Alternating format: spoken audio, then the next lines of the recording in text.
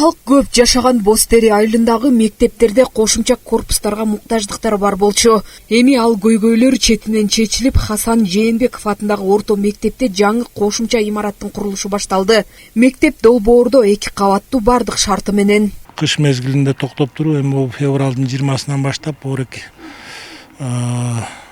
окуу корпусунун пайдубалын уже куюп баштадык.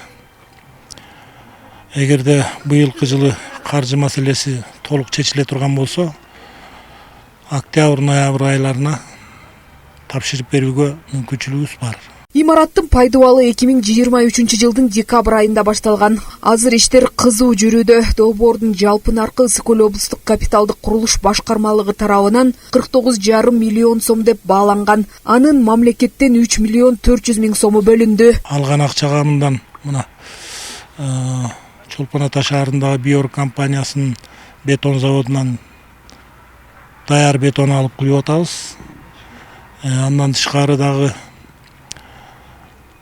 каржы маселеси плита перекрытияга 40% которгонбуз. Кийин баягы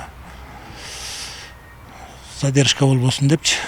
Жалпы Ысык-Көл облустук капиталдык курулуш башкармалыгында 80 объектиде курулуш иштери жүрүп жатат. Анын 9-унда капиталдык оңдоп түзөөлөр, калгандары таза суу, социалдык объектилердеги курулуштар. Подрядчиктерге бүт кат жүзүндө уведомление берилген, жазгы жумуштардын иштери башталган.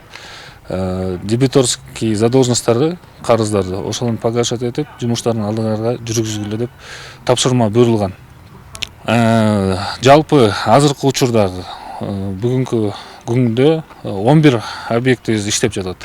3 жылдан бери мамлекеттен билим берүү тармагына колдоолор көрсөтүлүп, бир катар аймактарда мектеп, бала бакчалар салынууда. Ал эми Бостери айылындагы кошумча корпустун имаратына акча убагында бөлүнсө, ушул жылдын ноябрь айында тапшырып берүү планы бар. Жазгүл Сатаева, Асылбек Касенов, Мадина Абакирова, Ысык-Көл маалымат кызматы үчүн.